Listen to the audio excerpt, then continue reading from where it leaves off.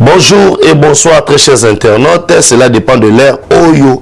Bozui, Libakuma Lamou, Yakolanda Biso, pétition contre Mbosso Kodia, Badbazo Meka Magie, 161 bis Transco.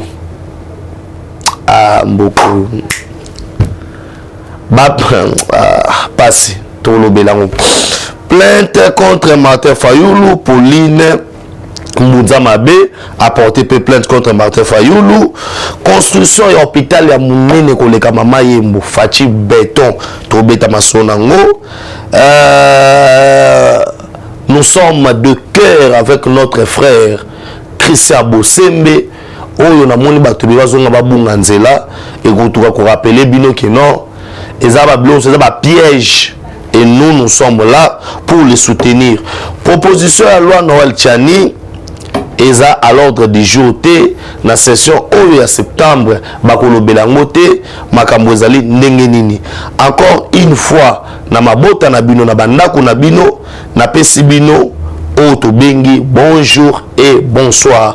Mais botika ngana pesa mote na maman na nga mama Brigitte Kaja et pourquoi pas Sarah Mbouyi et na bosanité Oto bengi Guisson Lutete Fumo Italie et mon pote Jimmy Congo Congo Diantotila.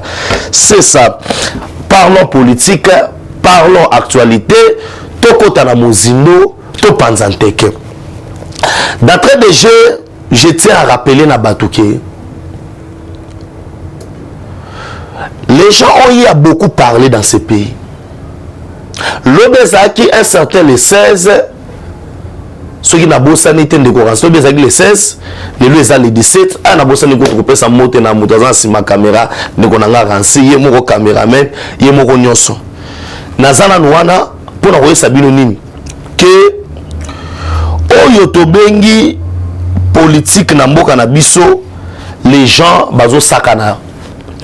Lobby un certain le 16 septembre 2020, tomona Oyo tobengi na kombo ya Joseph Kabila Kabange kosala pour la toute première fois apparition na ye na kati ya hémicycle, il y a parlé du peuple wapi na Sénat. Bisika wapi to monaka Joseph Kabila Koti année passée batokobela yeme ya ye alata yoka bota basoda na makolo na ba veste na ye atiki mandefu tout le monde esili bisika wapi Kabila yaki pour proposer na actuel président Sénat. Non, Tokocha le président Sénat, Toko Salaboy avec des promesses pour consolider et l'autre bengi majorité. De l'autre côté, na ka ngamboyo, tout le monde a un certain Adolphe Mouzito, Koyebisabiso, que même au prix de quoi il est impossible de ravir Kabila la majorité Andima quitté mais Bik na papier les lo oyo politique à l'icolo makas nous avons cette majorité et très chers Congolais nous sommes dans une phase oyo mboka na biso les gens qui ne sont pas des pères et des mères ils veulent bousiller des choses parce que quand on a dossier à Transco, nous devons comprendre que non, ce qui se fait en République démocratique du Congo, c'est incroyable. Je dis bien c'est incroyable, mais vrai. Vrai pourquoi? Parce qu'il y a les ennemis de la République. Vrai pourquoi? Parce qu'il y a de ces gens-là qui profitaient de cette situation. Nebalobara, passe à Sango, Bisengo ya Pape. La souffrance du peuple congolais, profiter à un groupe d'individus. Oyo et Panabango, ils ont placé. Je dis bien, ils ont créé. Ils ont voire même dit bétonner un système qui leur permettait de faire souffrir les Congolais. pour qu'ils puissent gagner. Le sang du peuple congolais pouvait couler, mais bango ba sepela kaka. Bango ba sombanga ba tonga banda kuna poto. Ba tonga ba immeuble. Ale Mulamba. Ba tonga na ba immeuble. Jimmy Congo. Ba tonga na ba immeuble. Pourquoi? Bango ba s'enrichir. Maman ni moteur papa Ben. Ba s'enrichir na bango. Basa na bango sopene nini. Bana na bango batanga na ba université mine na poto. Mais la population congolaise a souffert. C'était ça le système. C'est pourquoi tant au bani makamoyo, il y a de ces gens là qui ont dit on ne peut pas nous intimider. So basali boy ekoyinda. Et aujourd'hui tozuna no loi de père et de mère totie mopanzi. Tozana likambo fo ba entériner auto bengi Denis Kadima parce que yé mutabi président Seni. À l'entretemps, les gens qui se déclarent de l'union sacrée, je vous avais dit, il n'y a pas une union sacrée.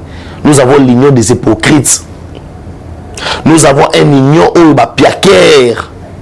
Ils sont venus se faire une santé financière. Enfin que Baluka, comment va se positionner? Des politiciens n'a manque de positionnement.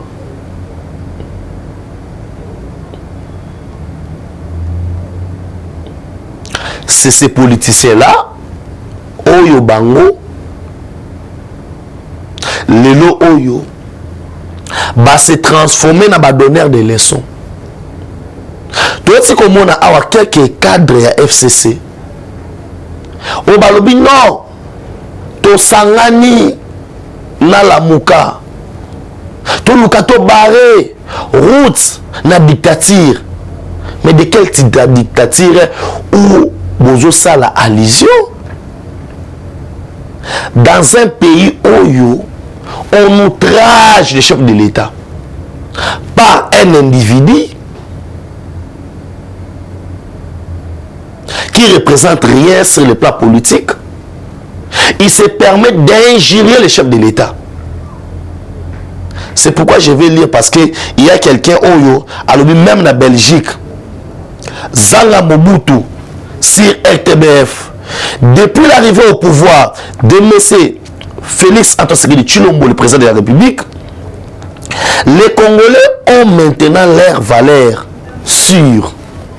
Et vous êtes témoin avec moi qu'en RDC, il n'y a jamais eu de démocratie comme à l'époque de Félix Antoine Tshisekedi Tshilombo. Sur le plan national et sur le plan international, la RDC valeur na ezongi. Wana malobazanga Mobutu, pièce contre pièce na continuer. Les opposants ne sont pas comme d'autres fois, ils sont libres. Les fous de la Mouka, wana malobanaye, passent tous les jours à la télé pour inciter le président de la République, et cela sans inquiétude. Vraiment, ces messieurs, c'est une bénédiction pour la RDC et toute l'Afrique. Voilà malobazanga Mobutu. Démocratie na niveau moko impossible. Na moi, na butu, pe na jour. Ozomuna, les gens, ni tes jours, na ba radio, na ba TV, les soi-disant opposants, en train d'injurier le chef de l'État. Nassimbi Bango. Quand vous nous dites que non, Toko Bimato, ça la front commun pour tout aimer la dictature, messieurs, expliquez-moi dictature par rapport à quoi? Combien de journalistes bakangi bango pour la Moussana Bango? Combien des opposants au bakangi bango? Il n'y a pas de prisonniers politiques. Par contre, certains opposants dans ces pays balobi ba message à la haine, ba traiter chef d'état de n'importe quoi, ba sali incitation à la haine. Ah, elo mo bomaka Fachi, mo tema malamu no leki. Fachi, ate. Elo mo kaka, onga na bayaka mo tema malamu. Mo tema malamu. Ba luka ba sala bobo tika bango. C'est ezo pesa batu mususu gaza koloba. Aujourd'hui la République démocratique du Congo changement à Nyama. Mais dans le moment où nous cherchons à bâtir Tofandisa Makambu,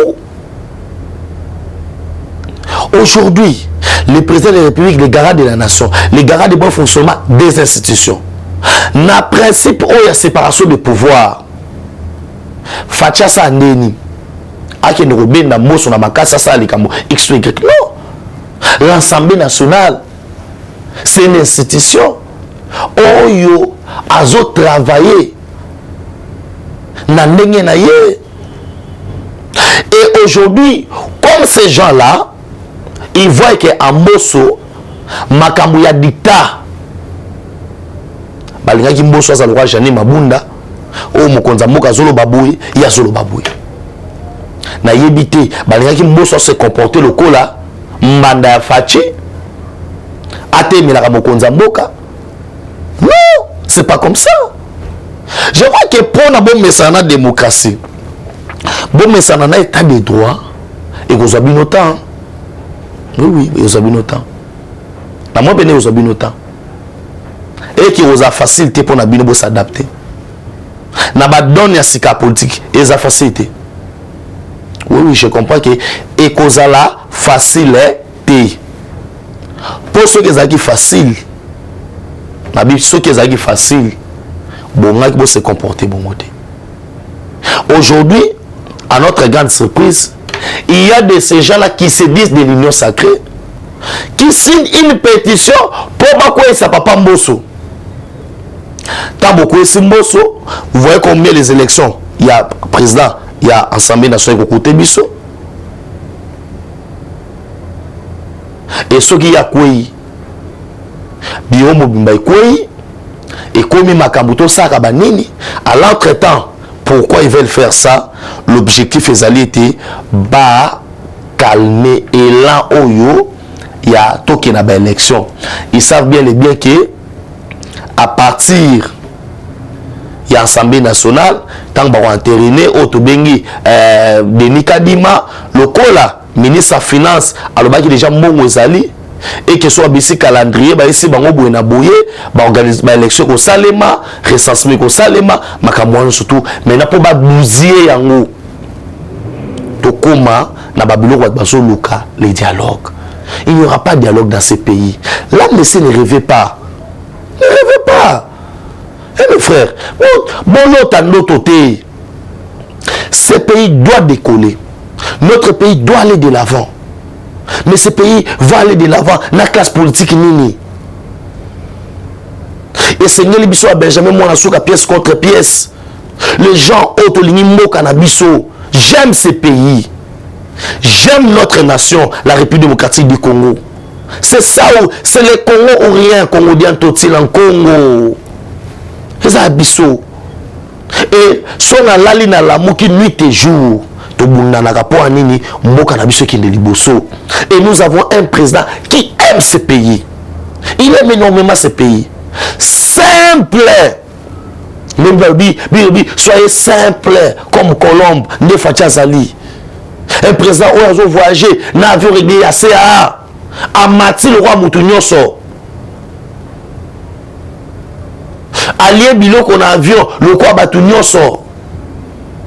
Avoir, ah non, c'est une bénédiction pour nous. Fachi, une bénédiction pour nous. C'est pourquoi nous tenons à rappeler à député Oyo. Bazar au travail boutou boutou pour que ça peut pas Mbosso. Faites attention, messieurs. Faites attention. Comment ça va binoter? Botika Moka est marché, n'a pas institution à l'établi, tout qui est na ba élection. Aujourd'hui, les gens ont peur des élections pour le banc vérité. Parce qu'il n'y a pas de bilan.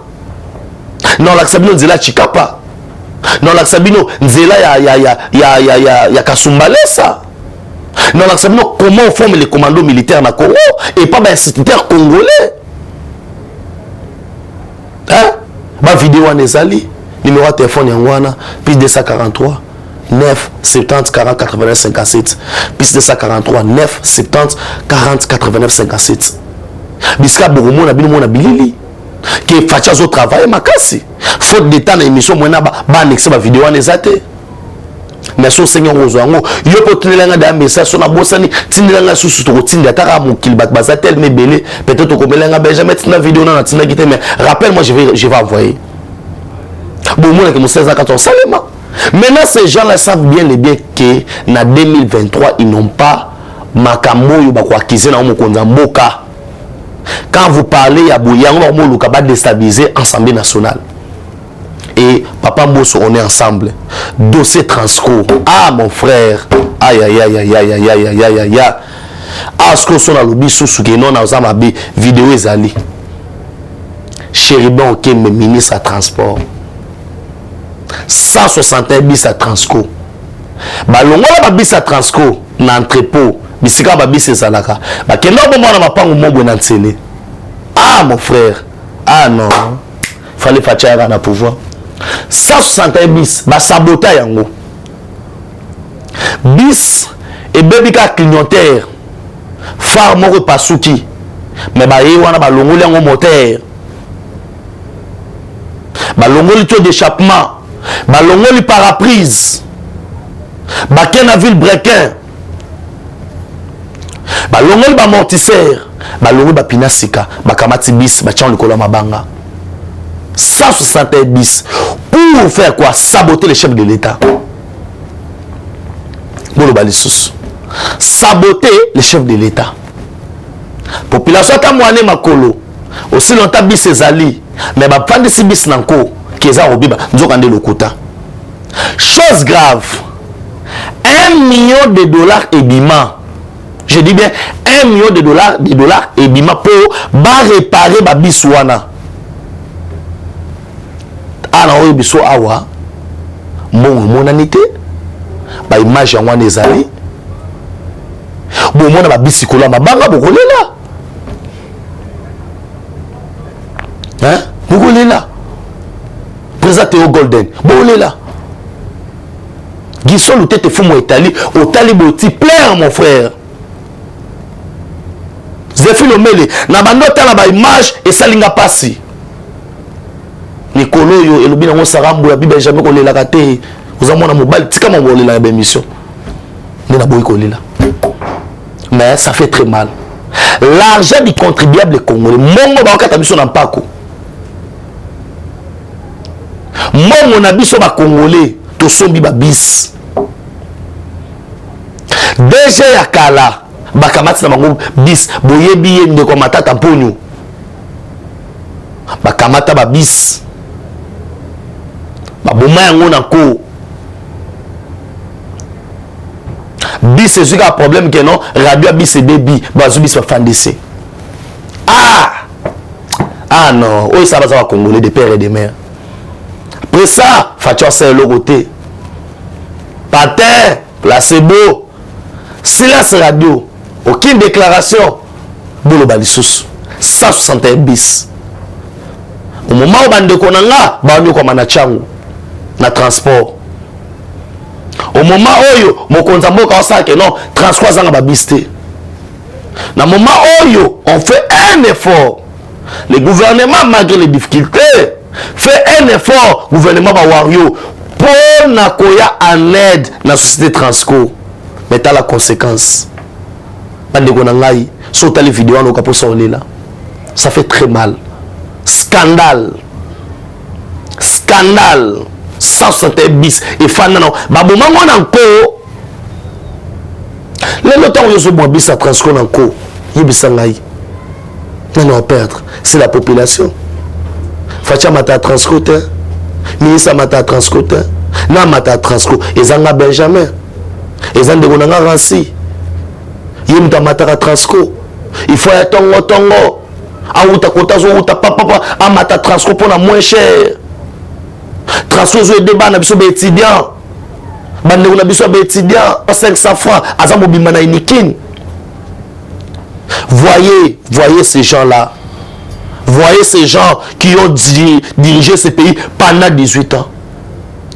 Au moment où le chef de l'État fait un effort de mettre la stabilité, mais il y a de ces gens de sorciers, laissez-moi accepter ce terme, des sorciers bandoki, qui eux, pour eux, saboter les bis transcours, c'est toucher le mandat chef de l'État.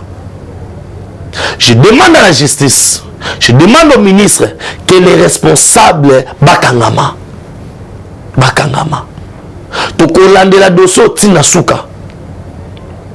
Après avoir comme ba image oyo na ba télé, il est grand temps bandeko wana basa la pini sévèrement et puis mon wana $1 million ezonga moto nyo surtout oya somba pièce à transfert ya mutuka balandele bakanga ye baso sa ba pièce wana après bolo balisusu bolo balisusu sale le côté a sale le côté et le combat salani mino mo bozo mona na kena troisième dossier na ngai bana ba soda baza batu bana ba policier ba batu ko benga tata na bango bololé ko benga mama na e bololé pourquoi parce que à tout si ordre il y a gouverneur de la ville, il y a commandant, il y a la police. Rôle à la police, protéger les gens et leurs biens.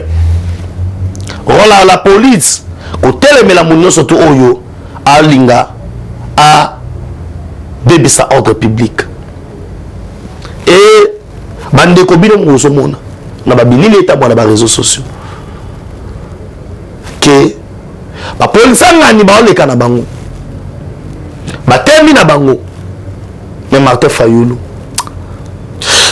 asobenga ba bololé lelo moto aboyi ne bandolo ba comme président afingi bato non bana basoda baza bato nde Pauline Mbouza Mabe abino mwana ya fait général Mbouza Mabe albino bisope etake bana mapinga papa na so baza politique mais va servir sur les drapeaux. Quelqu'un ne peut pas leur injurier, bololé comme c'est un voyou de la rue, un homme politique, quelqu'un qui avait les aspirations de devenir chef d'État dans ce pays. Au final, toi bololé, c'est grave. Je dis bien c'est grave. Il y a Babi non, va déposer plainte à Bango. Nous demandons à PGR. Sengi na parquet, to sengi na banine. Basambisa dossier ndenge sengeli. Non. O ezamboka te o yana ba blague. O banda ko finga batu. Na moni mwana mwa muke, afingi muninga ne bololé. Ah, ne sérieux finga muninga bololé boyeneni. Oh non, c'est papa Fayulu. C'est papa Fayulu. Tala niveau Fayulu comme si bana. Ba finga na ba bololé. Un bololé, ça veut dire quelqu'un qui vaut rien, un imbécile. T'as le niveau. Quelqu'un qui avait ses aspirations, il aura mon compte de Sukarapi. Ah, t'as le niveau. Un opposant, c'est quelqu'un qui a fait sa idée. A télémé la système. Mais ça, c'est haine. Yababi, non. Toi, Batou. Toko Sukabongote. Et sengeli na biso to luka na balolenge nyonso tout bafundi baza na droit na bango. Si Dieu nous prête vinga pe lundi donc ça plainte na ngai pour na outrage na chef de l'État wana na otikate c'est Philomène na otikate VTO Golden na kotikate mukalega muka Rebecca na otikate na tika kwani na otikate papa di pa janzamba ato ebisinga papa na to saka yo mena otikate Rachel na Clarisse te Rachel na Clarisse ata bosanga bobike non Benjamin acha Mishita acha tukunenda nabo batashikia njo mambo ya kochambura ya chef de l'État ozofinga mokonzi mboka outrage wana ozali opposante wana okomi mutu oyo ozali impoli ozo refléter manque d'éducation de base parce que même la classe batangisi biso tozala na respect envers mes parents respect Bible et le bien envers mon autorité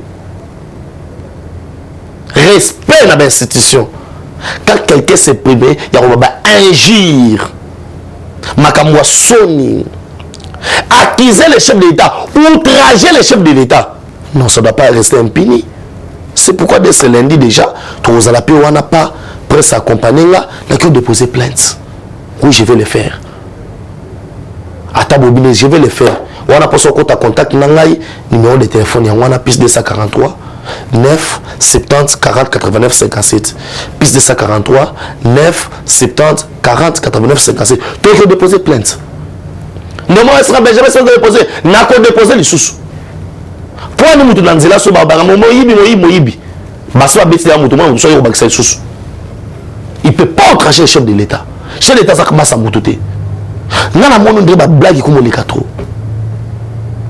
surtout à l'époque de dictature kuku ndo azabanga fallu retraiter d'Azawa azabanga ma propos traiter nango fachi pe atambo na Kinshasa yo ah botika ko utika lelo FCC o ba olanda ka fallu na sima ba otindika ye wana na okaba FCC bazuba gazo evimbisa le tutu wana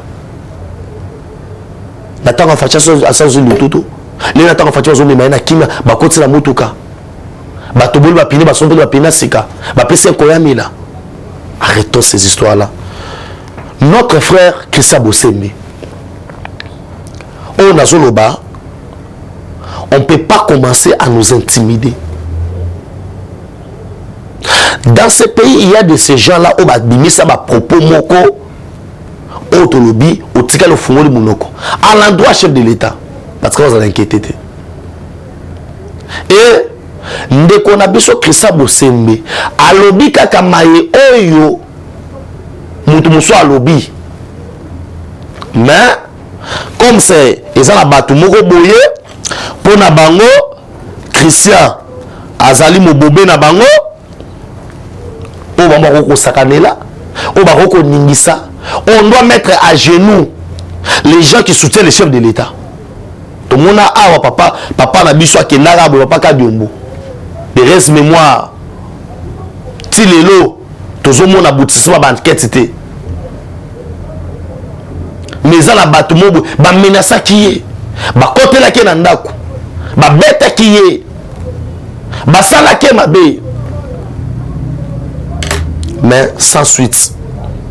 Mais aujourd'hui pour na maye Christian lobité ba luki ba kolé yango ba malisa yango ba traiter la justice sans musano ndenge sengeni mais biso to ozala wana tozana pour la ke non on est ensemble.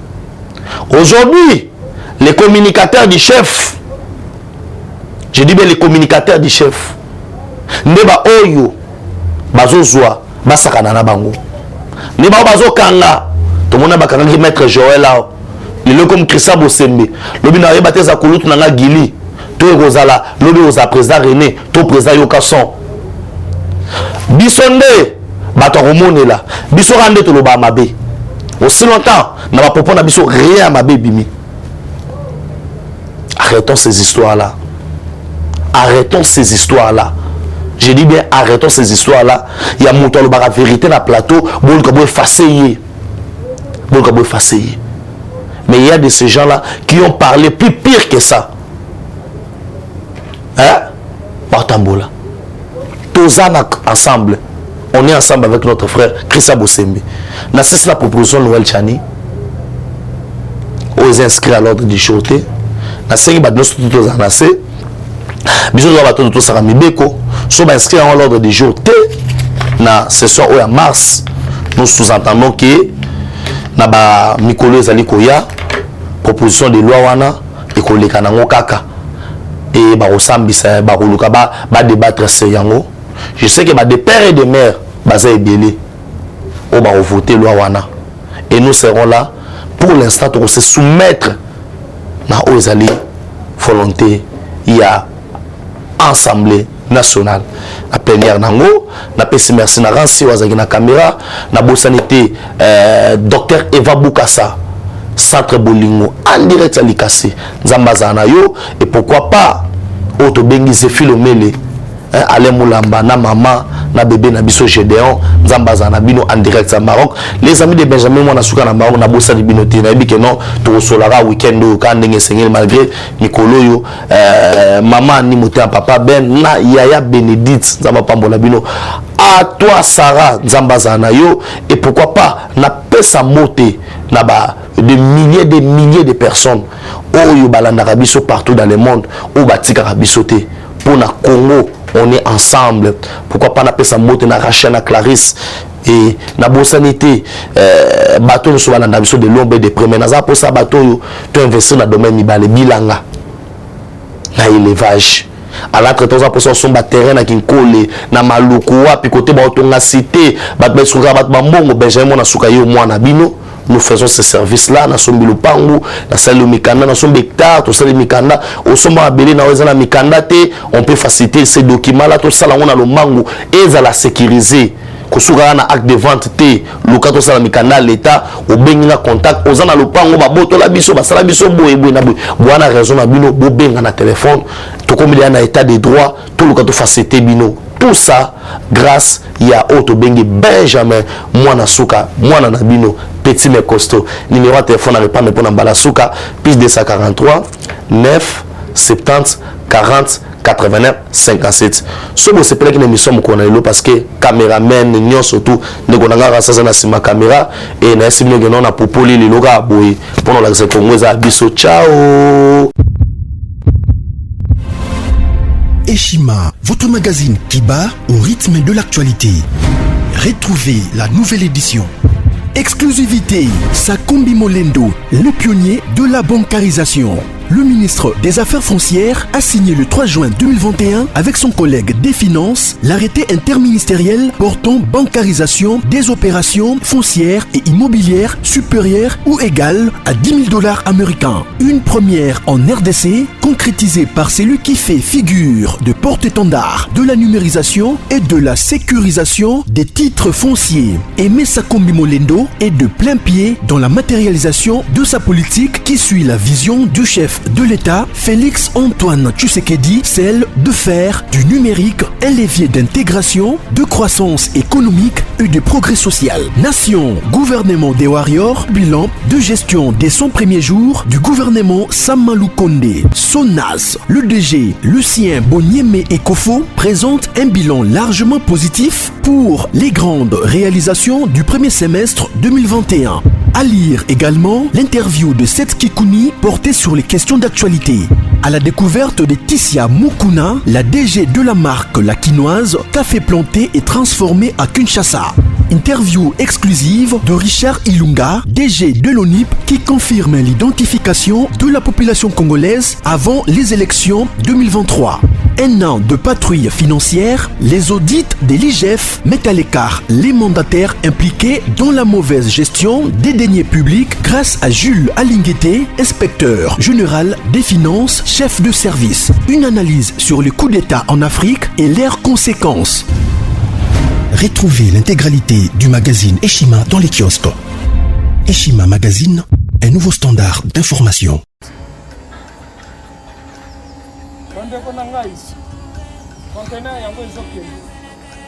Le 26 mai, les conteneurs. Conteneur chaque mois. Donc, next ekozala le 26 mai. Olingo tinda velo. Mutuka. Please aussi okani. Biloko tu omemaka na biso. Benga biso. Comme ça, toya somema biloko totinda na Congo.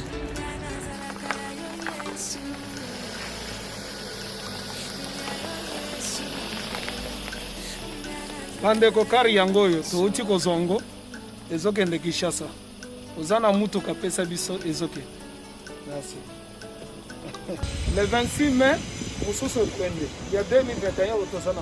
Donc, tout ça là, chaque mois. oza besoin na carton benga biso biso ya monene yango moyenne yango oyo moyenne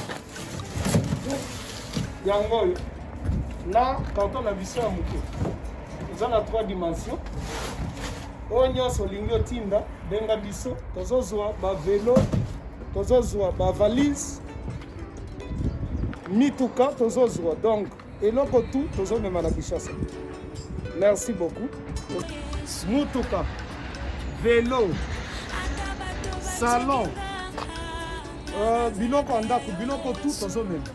Donc, vous hésitez que vous venez à biso, nous allons la